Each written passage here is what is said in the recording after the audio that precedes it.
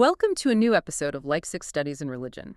In this series, we present publications by researchers from the Institute for the Study of Religion at Leipzig University. Today we're delving into a really critical piece of scholarship.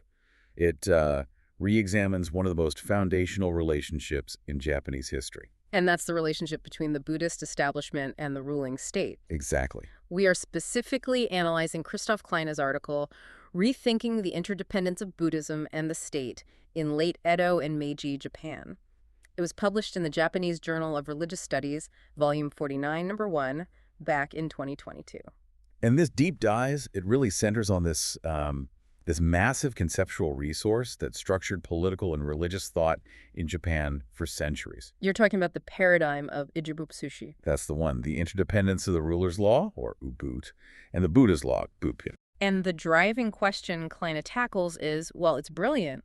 How did this ancient symbiotic framework, this whole relationship, hold up? Or maybe, how did it change when Japan was suddenly thrust into global modernity in the 19th century? It was a moment of intense crisis. Right. It demanded entirely new ways of justifying institutions that had, always relied on tradition. Precisely. And his analysis shows that while the basic function of this paradigm stayed the same, Buddhism still wanted legal autonomy and state protection. The argument completely changed. It shifted radically. And what's truly audacious, the central innovation Kleine uncovers in these 19th century Buddhist texts is this claim that all secular norms, all the rules of governance, the entire foundation of the state's power, The Ubud itself was ultimately Buddhist in origin. It's an assertion of philosophical sovereignty over the whole system. Okay, let's unpack this incredible transformation. To really appreciate how radical that claim is, we have to start with the medieval blueprint. The Ubud paradigm was built on establishing two complementary nomospheres, two spheres of law. Right, both denoted by the character sho. So you have Ubo, the ruler's law, which is everything worldly, secular, political. And then you have Buppo, the Buddha's law, which is religious, concerned with, spiritual salvation. And their relationship was all about mutual dependence. I love the analogies they used in the early text. Oh, they're great. They were the two wheels of a cart or the two wings of a bird. The idea being if one half collapses, the other half is doomed. They have to support each other. And this structure served a really crucial dual function. First, self-preservation. By claiming interdependence, Buddhist institutions got autonomy and, importantly, protection from the rulers. And the second function Was reciprocal. In return, Buddhism provided what's called Chingokokabuki. state protection Buddhism. Yes. This meant rituals, prayers, moral instruction, all designed to stabilize and sanctify the nation. And the state wasn't just doing this out of, say, spiritual goodwill. The stakes were incredibly practical in the medieval mind. You can see this in the writings of Jukei in 1205 and the clergy of Enmyakuji in 1225. Their appeal was, essentially, if Buddha declines, the spirits and gods lack seiki. Vital energy. Right. And the consequence of lacking that spiritual vitality wasn't just some theological problem. It was a matter of national security. So they were warning that the decline of Buddha would directly lead to bad harvests, social disorder, political chaos. Exactly. So the government had a direct, vested material interest in making sure Buddhist institutions were thriving. It's less about saving souls and more about making sure the sun comes up and the rice grows. A powerful incentive. A very powerful incentive. Yeah. Now, this clear-cut dualism, it started to fray a bit by the Murawaki period, especially within the Judo Shinshu tradition. Their leader, Renyo, had this frequently rebellious community called the Ikshu. And he needed a way to domesticate them, right? To avoid conflict with the authorities. Yes.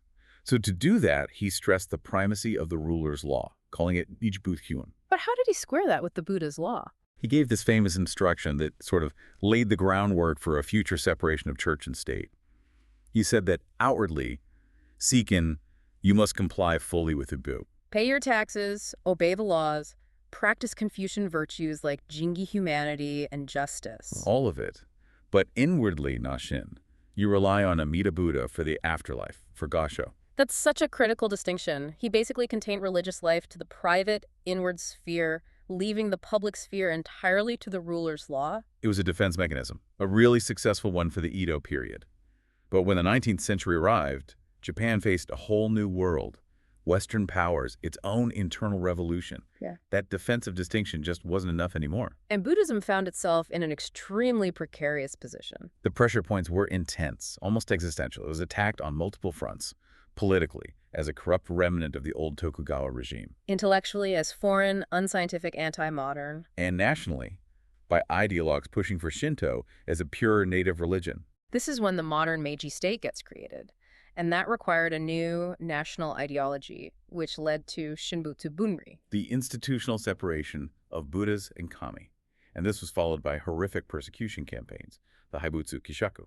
Abolish the Buddha, destroy Shakyamuni. We hear that term a lot, but just how bad was it? I mean, in material terms, was it just a decree? Oh, it was brutal. It wasn't just a decree. Buddhist institutions lost state recognition, monks were disrobed, temples were forcibly closed, their lands confiscated, Wow. and countless statues and sacred texts were just destroyed. It was a state-sanctioned campaign of cultural vandalism. So facing that level of pressure, plus the new threat of legalized Christianity, Buddhism had to pivot.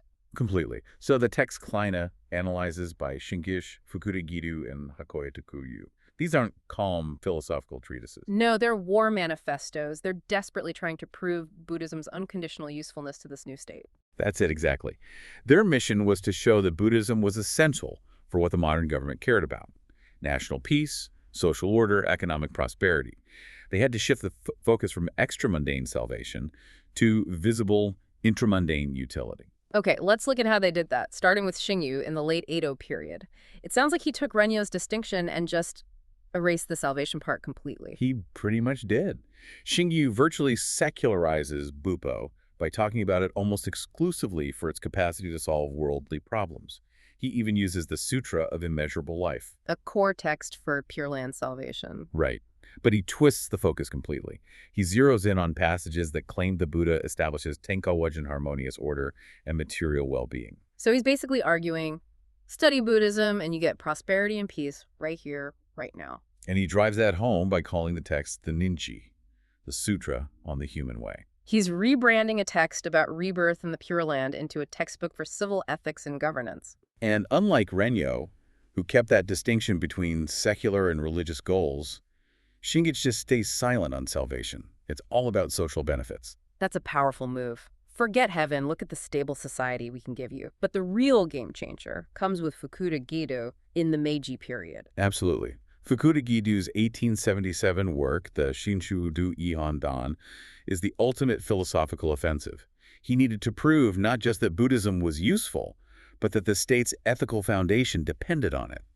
And he did this using a strategy called hierarchical inclusivism. Okay. What does that actually mean? It's a classic apologetic move. You acknowledge a competing belief system, but you assign it a subordinate position. And Fukuda went straight for the heart of Japanese secular ethics, Confucianism. Which was the traditional source of state morality. And he asserted that Confucius and Laozi were not independent figures, but were actually Jini no Bosatsu. Bodhisattvas of a deep level. And, crucially, messengers of the Buddha. Wait, so think about the audacity of that. He's arguing that the whole ethical framework of Japanese governance Confucian virtues, like humanity and justice, were originally taught by the Buddha himself. Yes. They are merely the Buddha's emissaries carrying out his secular mission. So his central thesis is that the path of humanity and righteousness, the Jingi no Michi, is Busetsu. A direct teaching of the Buddha. Therefore, Ibukokusei, the government of the country, is fundamentally a teaching of the Buddha. The hierarchy is completely inverted from the medieval model. Totally. The Buddha's law is no longer a partner. It is the root. Rupo Hanari. Shinto and Confucianism are just the branches, Matsunari. That is stunning. It's not interdependence, it's absorption. It's an argument for survival. Hmm. And Fukuda didn't stop there. He even took esoteric concepts and repurposed them for immediate material utility, like hells and paradises. What about them? He said their ontological status, whether they were actually real or not, was irrelevant. Irrelevant. How? He argued that regardless of their reality, they function as regulative principles for governing the populace. They promote kanzen chushaku no michi, The path of promoting good and punishing evil. which is vital for social stability. Hell is just a useful fear tactic to keep society orderly. Wow. Turning Pure Land cosmology into a PR tool for the government, that perfectly sums up the utilitarian focus of this era. And finally, we have Hakoya Tokuryu, who mixed this new utilitarian focus with a fierce defense against foreign threats. He agreed with Fukuda that the Buddha was the ultimate origin of morality, citing the Juzin, the 10 wholesome behaviors. But he also kept a more traditional distinction. He reminded serious practitioners that to achieve Bupa, you have to cut off affective bonds, which is a stark contrast to the family-focused morality of the Yuzdo. His most immediate concern, though, was the competition. Right. Christianity was now legal, and Akoya used the traditional Shubupo structure to directly confront it. And he didn't mince words, did he? Not at all. He called Christianity a Josh, a false law, accompanied by a Josh and a false god.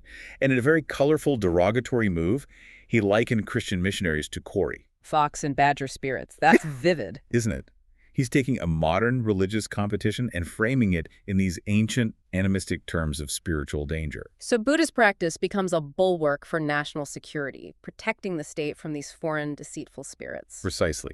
His final argument for utility was direct.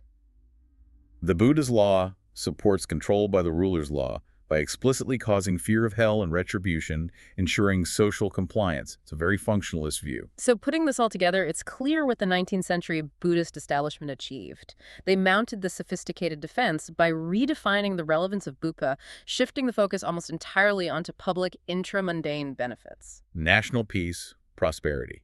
And they made this claim stick by asserting Bupa as the ultimate holistic origin of all ethical systems. They elevated the Buddha's law from a necessary partner to the philosophical root of legitimate governance itself. And yet, what's so striking is that despite arguing for this hyper-modern utilitarian Buddhism, they were linguistically conservative. They insisted on using traditional terms like up and bupo. They completely avoided the newly introduced modern term for religion, shukish. Right. And that the conceptual conservatism led to what sociologists call a cultural lag. While the state and social structures were going through these seismic changes, the defenders of Buddhism consciously preserved these ancient epistemic structures. Using medieval language to argue for a completely new sovereign relationship with the state. So what does this massive transformation mean in the long run? The Jupi Bupo paradigm, though completely transformed, remained a powerful, pre-existing conceptual resource. It wasn't tossed out. It was weaponized. And this raises an important question for you, the listener, about the nature of modern Japan. To what extent did this reliance on an endogenous, pre-existing conceptual distinction, even when radically redefined, shape Japan's unique, path-dependent appropriation of Western models of governance and modern secularity? The framework they inherited defined the arguments they could make, creating a modern system built on very old, redefined foundations. A fascinating question to consider. Thank you for listening, and we hope to welcome you back for another episode of our series, Leipzig Studies in Religion.